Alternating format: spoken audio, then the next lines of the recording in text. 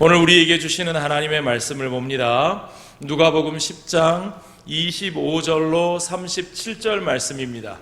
신약성경 109면에 있는 말씀, 누가복음 10장 25절로 37면에 있는 말씀을 함께 교독하겠습니다. 어떤 율법교사가 일어나 예수를 시험하여 이르되, 선생님, 내가 무엇을 하여야 영생을 얻으리이까?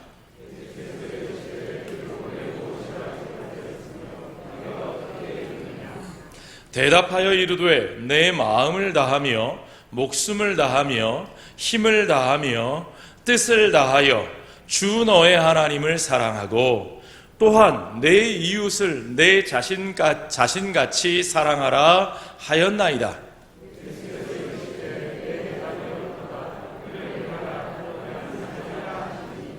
그 사람이 자기를 옳게 보이려고 예수께 여짜오되, 그러면 내 이웃이 누구니까?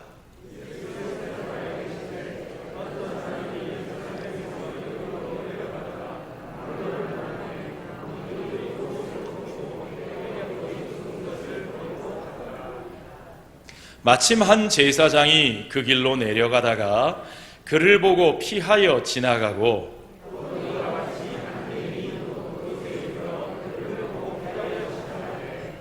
어떤 사마리아 사람은 여행하는 중 거기 이르러 그를 보고 불쌍히 여겨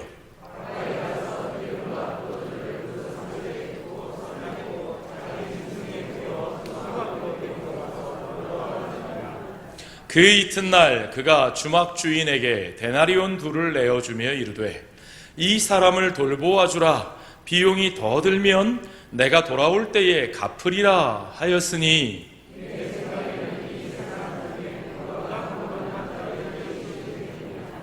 이르되 자비를 베푼 자니이다. 예수께서 이르시되, 가서 너도 이와 같이 하라 하시니라. 아멘. 여러분, 새로운 태풍이 하나 올라온다 그래서 좀 굉장히 긴장했었는데, 다행히도 우리나라 쪽으로 오다가 북동쪽으로 이렇게 빠졌습니다. 그쪽에 있는 나라는 지금 고생하고 있는 모양인데 우리는 어쨌든 감사합니다. 며칠 전에, 추석 직전에 여러분 기억하시죠? 태풍 흰남노. 저는 그 태풍 흰남노가 상륙하기 전날 밤을 잊을 수가 없습니다. 얼마나 긴장했었는지요. 사라호 태풍보다 더 무서운 태풍이라고 일기예보에 그렇게 돼가지고 거제도로 올라오고 부산으로 올라오는데, 부산에 올라오는 시간이 새벽 4시 딱 만조 시간이라고. 그래서 저는 덜컥 겁이 난 것이, 아이고 동천, 아이고 저 동천이 넘치면 어떻게 하나. 그래서 우리 교역자들하고 다들 걱정하고 기도하면서, 특별히 우리 관리 집사님 얼마나 열심히 준비하셨는지 모릅니다. 막 다 막고 막 준비하고 치우고 옮기고 막 열심히 해놓고, 저는 우리 관리 집사님께 전화드려서, 집사님 교회도 중요하지만 안전하셔야 되니까 오늘 다른 데 가서 주무시면 안 될까요? 거기 위험할 것 같은데요. 조마조마 밤새 잠이 안 왔습니다. 밤새 일기예보 들여다보고 새벽에 뜬 눈으로 기다리는데, 감사하게도 우리 부산 지역은 피해가 많지 않았습니다. 전혀 없진 않았지만 그래도 생각한 것에 비하면 너무나 잘 지나갔지요. 우리 교회도 무사히, 동천도 무사히. 그래서 그 다음부터는 이 동천 이 다리 건널 때 얼마나 감사한지 모릅니다. 아이고 동천아 고맙다. 그런데 참 안타까운 것은, 우리는 다행이었는데 모두가 다 그렇게 안전하게만 지나간 것은 아니었다는 사실이죠. 이번 태풍으로 울산, 포항 지역이 큰 피해를 입었습니다. 그 중에서도 제일 큰 피해를 입은 지역이 포항 남구 지역인데, 그 포항 남구 지역에 있는 교회들도 어려움을 피할 수 없었습니다. 여러분 뉴스에서 소식 들으셨을 겁니다. 아파트 지하 주차장 침수돼가지고 거기서 여러분들이, 많은 분들이 목숨을 잃었는데, 안타까운 일이 있었는데, 어머니는 구조되고 수영 잘한다고 어머니 키워주셔서 감사합니다. 그리고 어쩔 수 없이 어머니가 먼저 떠나보냈던 아들은 그만 중학교 3학년짜리가 물에 휩쓸려서 생명을 잃었습니다. 얼마나 마음이 아팠는지요. 나중에 알고 보니까 그 엄마와 아들이 우리 교단에 속한 교회에서 아주 열심히 신앙생활 하시는 신실한 가정이었어요. 두 모자가 손 붙잡고 선교지에 나가서 열심히 봉사도 하던 그런 가정이랍니다. 너무나 마음이 아픈 이웃들이 우리에게서 멀지 않은 곳에 있습니다. 그들의 아픔은 곧 우리들의 아픔입니다. 우리가 위험을 벗어났다고 즐거워하고 안심하는 것만 족한 것이 아니라 우리 주위의 이웃들이 당한 피해와 고통을 돌아보고 마땅히 그 회복을 위한 짐을 나누어야 할 줄로 믿습니다. 너무나 감사한 것은요, 우리 당회 장로님들이 먼저 뜻을 모아주셨어요.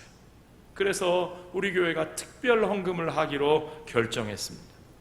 얼마 전에 새롭게 출범한 사랑나눔위원회 우리 위원장이신 우리 성창환 장로님께서 앞장서셔가지고 저보다 훨씬 더 조사도 열심히 하시고 그 지역 현황들을 알아보시니까 우리 교단에 속한 교회만도 8개 이상의 교회들이 피해를 입었더라고요. 그 중에서 우리 장로님께서 그 교회의 상황들을 하나하나 직접 확인하셔서 그 중에서 가장 어려운 교회, 많이 피해 입은 교회, 미자립 교회 2군데를 선정했는데 그 교회들이 아까 우리 성동 뉴스에서 보셨던 것처럼 우리 성동 뉴스가 아주 세련되셨어요. 그렇죠? 멋있어졌습니다. 포항 장기제일교회와 그 조금 위쪽에 경북 영덕의 원황 무슨 교회죠? 원황 중앙교회. 제일교회인지 중앙교회인지 헷갈렸습니다. 원황 중앙교회. 이 원황 중앙교회는 보니까 지붕이 다 뜯어졌어요. 벽들이 다 허물어져, 벽들이 막 부서졌어요. 그런데 더 안타까운 건 그 지붕이 날아가서 이웃집 태양광 시설을 망가뜨려가지고 이 교회 복구하는 것만 해도 벅찬데 이웃집 태양광 시설까지 물어주게 생겼어요. 이 어려운 시골 교회가. 이 원앙중앙교회는 면소재지에 있는 아주 어려운 시골 교회입니다. 그러니까 여러분, 우리가 이 교회들을 도와야 합니다.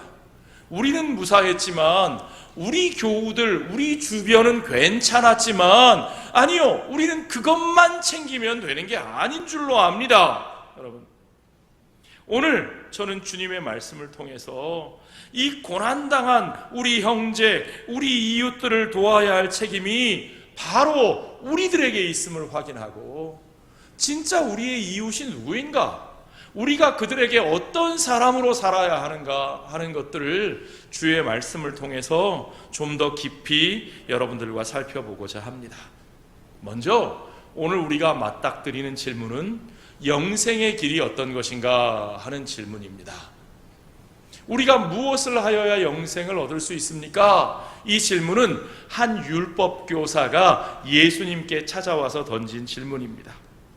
그런데요, 이 율법교사는 예수님께 이 질문에 대한 답을 얻고 자기가 영생을 얻기 위해서 순수한 의도로 질문한 게 아닌 것 같아요. 예수님을 떠보는 거죠. 소위 예수님의 사상을 검증하고 싶은 겁니다. 그래서 이렇게 질문을 던졌어요. 25절에 보니까 어떤 율법교사가 일어나 예수를 시험하여 이르되 선생님, 내가 무엇을 하여야 영생을 얻으리이까? 이건 이 예수라는 선생이 율법을 똑바로 알고 있나 한번 보자 하는 거죠. 나는 아는데, 내가 아는 게 진짠데 이 예수라는 선생, 사람들에게 인기를 얻고 있는 이 자가 과연 똑바로 정통신앙에 서 있나 그렇지 않은가 보자는 겁니다. 예수님이 대답하시는데 그에게 반문해서 물으십니다. 26절에 예수께서 이르시되 율법에 무엇이라 기록되었으며 네가 어떻게 읽느냐? 예수님은 이 사람이 율법 교사인 것을 아십니다. 그리고 이 사람의 의도도 간파하고 계신 것 같습니다. 그러니까 너 이미 알지? 율법에 뭐라고 써 있느냐? 그리고 너는 그것의 진짜 의미가 무엇이라고 생각하느냐? 네가 어떻게 읽느냐 하는 건 그런 뜻입니다. 그 참된 의미를 네가 바로 알고 있느냐? 자, 여러분, 이 율법 교사는 지식적으로 정확한 것을 가지고 있습니다. 신명기와 레위기에 있는 말씀을 아주 정확하게 연결해서 그가 27절에 이렇게 대답하죠. 대답하여 이르되 내 마음을 다하며 목숨을 다하며 힘을 다하며 뜻을 다하여 주 너의 하나님을 사랑하고 또한 내 이웃을 내 자신같이 사랑하라 하였나이다. 이 대답이 틀렸을까요? 맞았을까요? 맞았습니다. 예수님도 그의 대답을 칭찬합니다. 어떤 분들은 이 율법 교사 대답이 이 질문 자체가 틀렸어 이렇게 말씀하시는 분이 계셔요. 그들의 주장은 뭐냐면 그분들의 생각은 자, 이 사람이 내가 무엇을 하여야 영생을 얻으리이까 이렇게 물은 질문 자체가 잘못됐다는 거예요. 그 말은 무엇을 해야 영생을 얻느냐, 그러니까 우리가 어떤 행위를 해야 영생을 얻는가라는 질문이니까 영생은 구원은 행위로 받는 것이 아니라 무엇으로 받아요? 믿음으로 받죠. 그렇죠. 예, 맞습니다.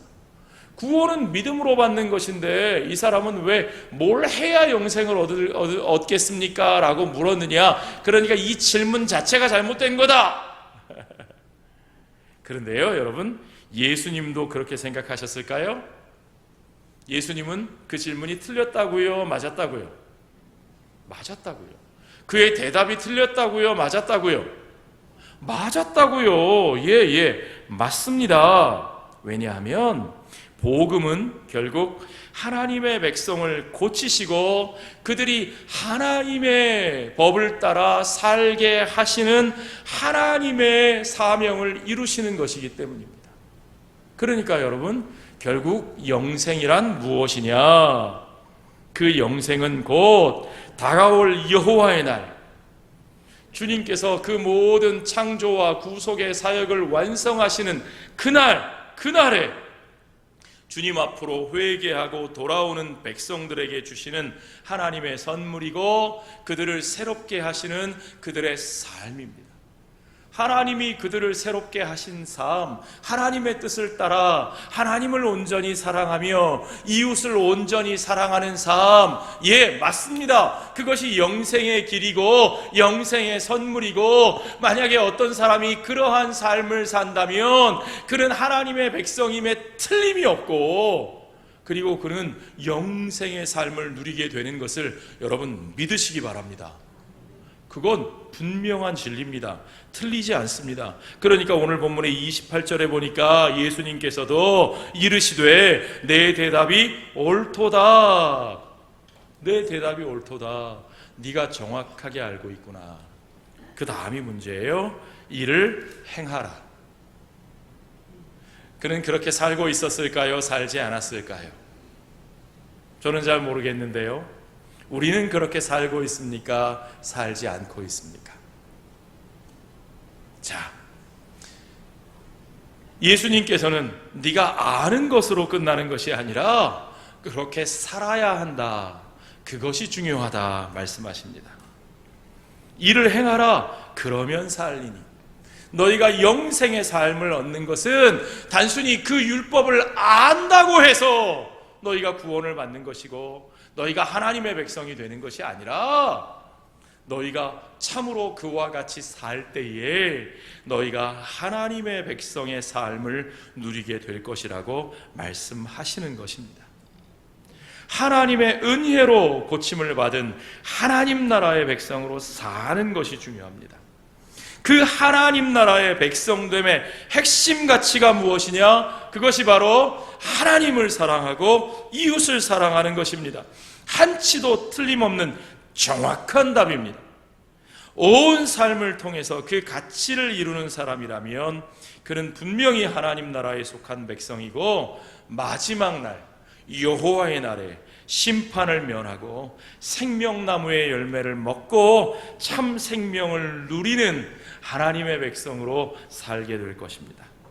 그런데 이 율법교사는 무언가 캥기는 것이 있었을 거예요. 율법을 잘 알았어요. 그렇게 사는 것이 영생의 길인 것을 압니다. 그것이 하나님의 백성다운 삶인 것을 압니다. 그런데 이렇게 행하라 예수님이 말씀하시니까, 그러면 살리라 하시니까 그 답이 무언가 찔리고 불편합니다. 하나님을 사랑한다고 말하면서도 수많은 이스라엘 백성들이, 수많은 유대인들이, 수많은 종교자, 지도자들이 이웃을 사랑하라는 말씀 앞에 그저 아무 조건 없이 떳떳하게 예, 아멘 하고 순종할 수 없는 마음속에 찔림과 캥김과 불편함이 그들에게도 있고, 솔직히 말씀드리면 사실은 저와 여러분에게도 있습니다. 그렇죠? 그럴 때 어떻게 해야 합니까? 그럴 때 사실 올바른 대답은 예, 그렇습니다, 주님. 우리가 그것을 알지만 그러나 그 말씀대로 살지 못했습니다. 주님, 우리는 죄인입니다. 주님, 저는 죄인입니다. 제게는 그것을 행할 능력이 없습니다. 제가 말로는 유대인의 선생이라 살아왔지만 그러나 그 말씀대로 온전히 살지 못했고, 또한 그 온전히 살 수 있는 능력이 제게 없습니다. 주님, 제가 어찌할까요? 죄인된 제가 어찌할까요? 우리 베드로가 말씀을 선포할 때 성령 받은 그 성도들이 형제들아 우리가 어찌할꼬 했던 것처럼 가슴을 치며 내 죄를 고백하고 어찌할꼬 주님 앞에 구하면 그 앞에 은혜의 문이 열렸을 텐데, 그렇죠? 그를 믿음의 길로 이끌어 주셨을 텐데, 그러면 그가 정말로 그 영생의 삶을 사는 하나님의 백성으로 거듭나는 역사를 체험했을 텐데, 그런데 그 사람은 그렇게 은혜 앞으로 나아가지 않았습니다. 자기를 옳게 보이기 위하여 질문을 던지죠. 누가 내 이웃입니까? 이웃을 사랑하라는 거 압니다. 그런데 누가 내 이웃입니까? 이 말을 왜 했다고요? 29절에 보니까 그 사람이 자기를 옳게 보이려고 예수께 여짜오되 그랬어요.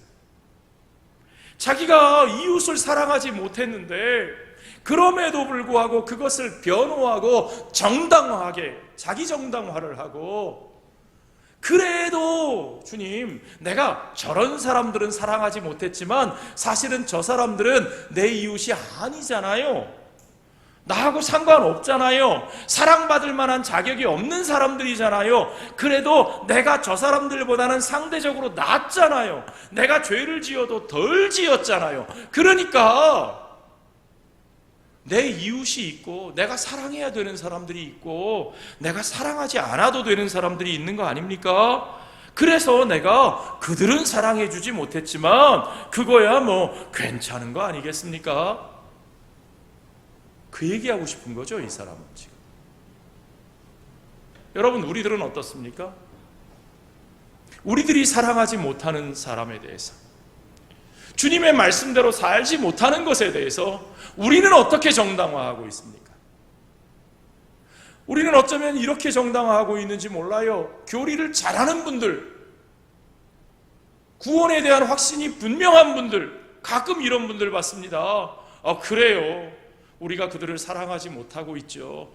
내가 다 사랑하지 못하고 있죠. 그러면 거기에 대해서 마음 아파하고 우리의 부족함을 인정하고 겸손히 하나님의 능력 앞으로 나아가 우리가 우리의 사랑의 지경을 넓히기를, 성령께서 그렇게 해주시기를 구해야 될 텐데, 우리는 어쩌면 우리 자신을 정당화하는데 우리의 지식을 동원합니다. 성경을 갖다 붙입니다. 교리적인 답변을 합니다. 어차피 내가 그거 못해도 구원은 믿음으로 받는 거잖아요. 행위로 구원받는 거 아니잖아요. 그러면서 스스로 뭐라 그래요? 괜찮아요, 괜찮아.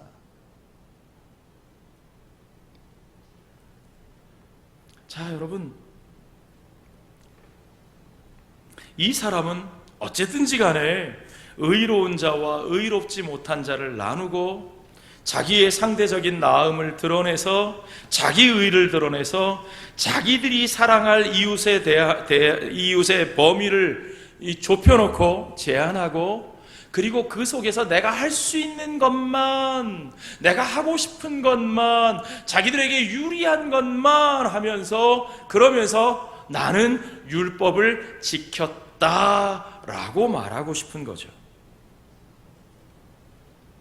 그러니까 이 사람이 묻는 질문, 내 이웃이 누굽니까? 하는 이 질문에서, 그 질문에 대한 대답을 통해서 결국은 예수 그리스도의 길과 이 율법 교사의 길이 나누어지고 있다는 사실을 여러분 잘 보셔야 됩니다. 바로 이 질문에 대답하기 위해서 예수님은 우리가 너무 잘 아는 선한 사마리아인의 비유라는 말씀을 들려주십니다. 이 비유를 잘 이해하는 열쇠가 바로 이 율법 교사의 이 질문에 있는 거예요. 그러면 내 이웃이 누굽니까? 누굽니까? 29절 하반절에 있는 바로 이 질문이죠. 예수님은 이 질문에 대답하기 위해서 이 비유를 말씀하셨다, 여러분. 그걸 잘 아셔야 돼요. 자, 예수님은 이 대답에 대해서도 아까와 마찬가지로 이 사람이 스스로 대답을 찾을 수 있도록 반문, 질문을 던지십니다. 이 비유에는 강도 만난 사람이 있고요, 이 예루살렘에서 여리고로 가는데 광야길로 가다가 거기서 강도를 만나서 거기서 쓰러져서 거의 다 죽게 된 사람, 거의 죽을 지경이 된 사람, 그리고 지나가는 행인 세 사람이 등장합니다. 한 사람은 제사장, 성전에서 제사를 집례하는 제사장. 또 한 사람은 레위인, 레위인들은 성전에서 섬기는 일을 하고 찬양하는 일도 했던, 교회의 중직자, 성가대, 이런 사람들이에요. 그렇죠? 제사장, 교역자, 레위인, 교회의 중직자, 성가대원, 막 대단한 분들이에요. 근데 이 사람들이 그 죽어가는 사람을 봤어요. 그런데 어떻게 했다고요? 그들은 그냥 지나갔습니다. 아니, 어떻게 그럴 수가 있습니까? 믿는다는 사람들이. 그거 사입이 이단 아니에요? 이단? 여러분, 이단만 그러나요? 이들은 이단이 아니고 정통파 유대인들입니다. 율법에 철저한 사람들이었을 겁니다. 그런데 사실은 이들이 왜 그냥 지나갔는지 아세요? 자기들 나름대로는 율법을 지키기 위해서. 그 율법에 뭐라고 되어 있느냐? 죽은 시신을 만지면 부정하다. 그러니까 그런 사람은 성전의 제사에 참여할 수 없어요. 그러니까 그게 싫은 거예요. 이거 죽었는지 살았는지 모르니까 갔다가 괜히 손댔다가 부정하게 되면 안 되니까, 그러면 내가 해야 할 일을, 성전에서 해야 할 일을 못하니까 내가 부정해지니까, 그러니까 성전을 위하여, 크게 보면 뭐라고요? 하나님을 위하여. 맞아요? 하나님을 위하여 죽어가는 일을 외면하고 지나간대요. 그럴듯하죠? 그럴 수 있습니까, 여러분? 하나님을 위한다고요? 하나님의 율법의 가장 큰 강령이 방금 뭐라 그랬어요? 내 이웃을 사랑하라고요. 이런 모순이 우리에게는 없습니까? 그리고 지나간 또 한 사람, 그는 사마리아인이었습니다. 사마리아인, 유대인들이 개, 돼지같이 여기는 사마리아인, 혼혈족, 배신자. 이 강도 만난 사람은 아마 유대인이었을 겁니다. 어떻게 알아요? 유대인이라고 성경에 나오지는 않는데요, 예루살렘에서 여리고를 가는데 광야길로 돌아가다가 강도를 만났어요. 왜 예루살렘에서 여리고를 가는데 광야로 가요? 사마리아를 통과하기 싫어서, 사마리아 사람들과 상종도 하기 싫어서. 그것들 접촉하면 내가 부정하게 되니까 유대인들 풍습이 당시에 그랬습니다. 그러니까 이 사람이 유대인인 게 뻔히 보였을 거예요.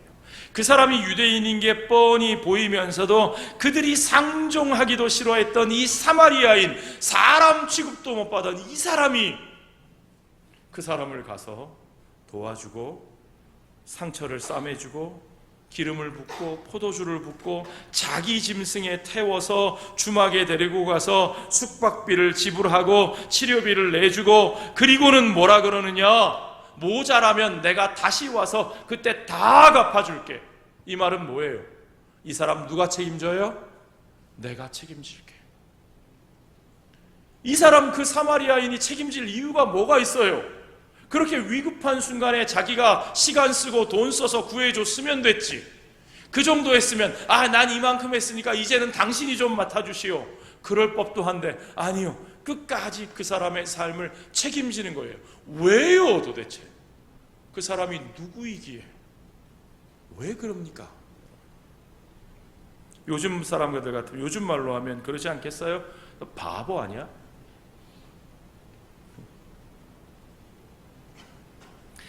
이 이야기를 하시면서 예수님의 질문은 아주 간단하고 분명합니다. 도대체 누가 강도 만난 유대인의 이웃이냐? 누가 이웃이냐? 36절에 너 생각해봐라. 이 세 사람 중에 누가 강도 만난 자의 이웃이 되겠느냐? 거기다 또 이 세 사람 중에 라고 말씀하셔요. 분명하게 누구와 비교해요? 제사장 레위인과 비교해서 사마리아인을 놓고 누가 이 사람의 이웃이 되겠느냐? 대답은 분명합니다. 다른 대답이 있을 수도 없습니다. 37절에 보니까 똑똑한 율법교사가 이렇게 대답합니다. 이르되 자비를 베푼 자니이다. 이게 참 우스운 대답이죠. 참 측은한 대답입니다. 사마리아인이요, 그러면 되는 건데 아마 요즘 말로 쫀심이 상했던 것 같습니다. 차마 그 입에서 사마리아인이라는 말을 하기가 싫었던 것 같아요. 그러니까 자비를 베푼 자입니다. 예수께서 이르시되 가서 너도 이와 같이 하라 하시니라.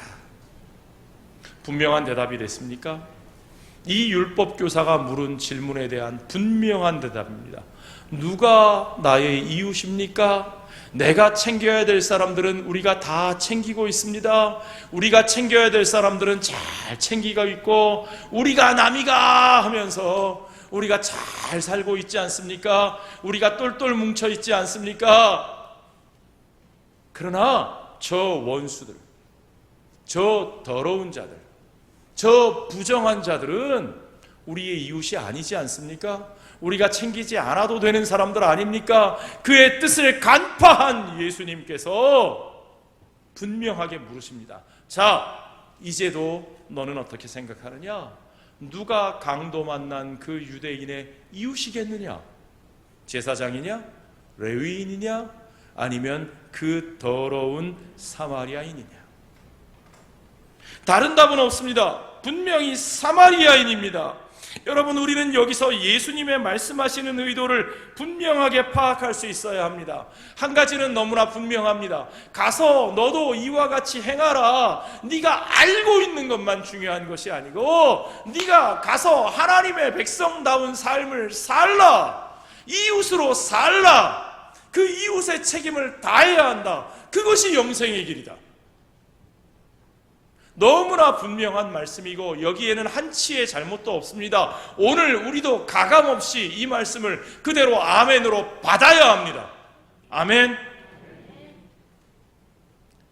우리가 믿음을 핑계대고 교리를 핑계대고 그 어떤 것을 핑계로 삼아도 우리가 그 이웃으로서의 책무를 다하지 않는 것에 대해 핑계댈 수 있는 방법은 없습니다.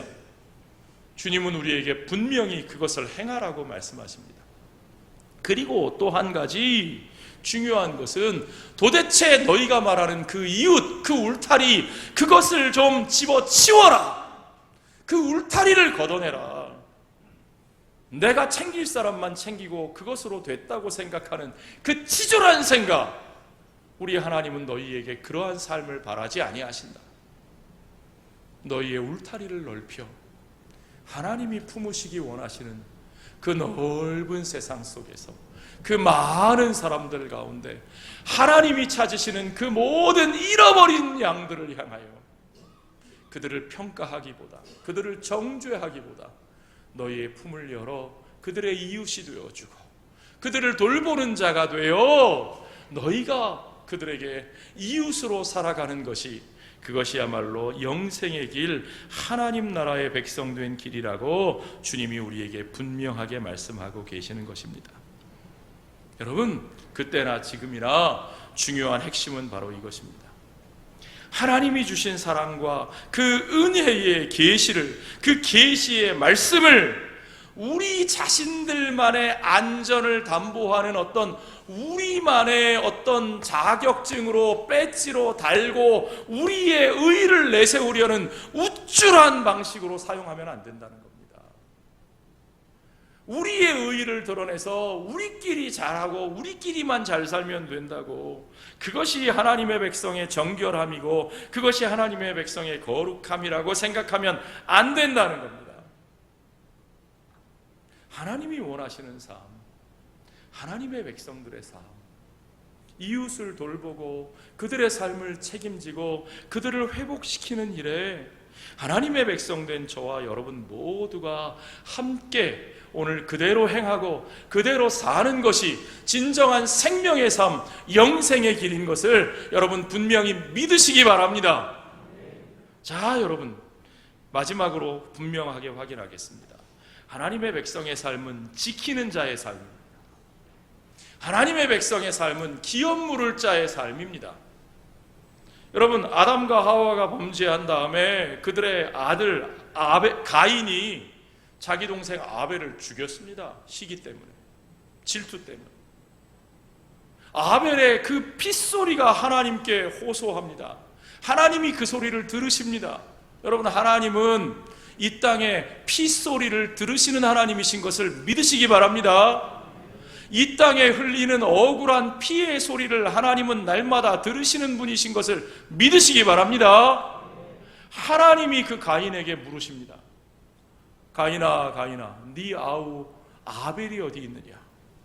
그러니까 가인이 하나님에게 뭐라고 대답한 줄 아십니까? 여호와께서 가인에게 이르시되 내 아우 아벨이 어디 있느냐? 그가 이르되 내가 알지 못하나이다. 내가 내 아우를 지키는 자니까. 하나님, 참 뻔뻔하죠. 내가 내 아우를 지키는 사람입니까? 영어로 재밌어요. Am I my brother's keeper? 골키퍼 할 때 표현이에요. 내가 내 아우를 지키는 사람입니까? 내게 그럴 책임이 있습니까? 얼마나 기가 막힌 얘기입니까? 하나님은 우리 사람을 어떻게 지으셨어요? 아담과 하와를 지으시며 그들이 서로의 돕는 배필로 살도록 창조하셨습니다. 우리 하나님은 우리가 독처하지 아니하고 혼자 살지 아니하고 서로를 돕는 자가 되어 함께 살게 하신 것이 우리 하나님의 뜻인 것을 믿으시기 바랍니다. 가인의 이 말은 하나님의 창조의 섭리를 정면으로 거부하는 그런 말입니다. 그것이 범죄한 인간의 땅 에덴의 동쪽에서 벌어진 일이었습니다. 하나님이 그 잃어버린 자를 부르시기 위하여 아브라함과 이삭과 야곱을 택하시고 그 후손들을 애굽에서 건져내셔서 가나안에 들어가게 하실 때에 주님은 그 땅을 그들에게 허락하시면서 주님이 다스리시는 나라의 백성으로 살게 하시면서 그 땅에서 형제의 기업 물을 자, 히브리 말로 고엘이라는 말입니다. 고엘, kinsman redeemer, kinsman, 친척으로서 혈연을 가진 인척으로서 리디머, 그 삶을 구속, 회복시켜주는 자로 살게 하셨다. 형제의 삶을 회복시켜주는 공동체로 살게 하셨다는 거죠. 이 말은 뭐냐면 삶의 터전과 기회를 잃은 이들, 땅을 잃은 이들, 그들에게 회복의 기회를 준다는 겁니다. 아무것도 물려받지 못하고 부모를 잃은 고아들, 과부들, 나그네들, 저 외국 땅에서 와서 거류함으로 그 땅에 아무 지분도 가지고 있지 못한 사람들, 그들에게 삶의 기회를 주고 그들의 삶을 책임져 주고 회복시켜 주면서 그들을 돌보는 공동체가 되게 하신 것을 여러분 믿으시기 바랍니다. 그런 하나님의 뜻을 온전히 이루시는 것이 하나님 나라의 주인으로 오신 예수 그리스도의 삶입니다. 온전히 잃어버린 자를 찾아서 이 땅에서 구속하시고 회복하기 위해 이 땅으로 내려오신 하나님이 바로 우리 주 예수 그리스도시죠. 우리의 고엘 되신 예수 그리스도, 우리의 킨스먼 리디머, 우리의 기업 물을 자가 되신 분이 바로 예수 그리스도이십니다. 우리의 구속자 되신 예수님이 이제 이 땅에서 삶의 소망을 잃고 생명이 없는 이 모든 사람들을 위해서 친히 그의 몸을 내어주시고 십자가에서 자신의 피값으로 우리를 값주고 사셨다 그랬습니다. 그게 구속하심의 의미예요. 피값으로 우리를 값주고 사셔서 믿음으로 그 은혜 앞에 나오는 모든 사람들, 모든 차별이 없는 모든 사람들이 하나님 아버지의 자녀된 삶을 회복하게 하셨습니다. 이것이 주님의 복음입니다. 그들이 유대인이든 그들이 사마리아인이든 그들이 남자든 그들이 여자든 그들이 종이든 그들이 자유인이든 그들이 부자든 그들이 가난한 사람이든 그들이 부산 사람이든 아니든 그들이 우리 교인이든 아니든 상관없이요, 상관없이 어떠한 자격도 묻지 않으시고 그 모든 사람들은 주님이 그들을 위하여 피 흘려 찾으시는 우리들의 형제요, 우리들의 이웃인 것을 여러분 믿으시기 바랍니다. 그러므로 여러분, 예수 그리스도의 몸으로 이 땅에 보내심을 받은 교회와 저와 여러분, 우리 모든 성도들은 마땅히 주님의 이와 같은 미션에 동참해야 할 줄로 압니다. 우리는 마땅히 이 땅에서 우리의 형제를 지키는 자로 살아야 하고, 우리는 마땅히 우리 이웃들의 삶을 회복하도록 도와주어야 할 그들의 형제와 그들의 이웃으로 살아가야 할 줄로 믿습니다. 여러분, 우리가 그 사명을 감당하기 위하여 아주 작은 일이지만 함께 마음을 합치고 힘을 합쳐서 사랑을 나누고자 합니다. 저와 여러분 모두 다 우리 한 마음으로 그 사랑 나눔에 동참해 주실 줄 믿습니다. 기도하겠습니다.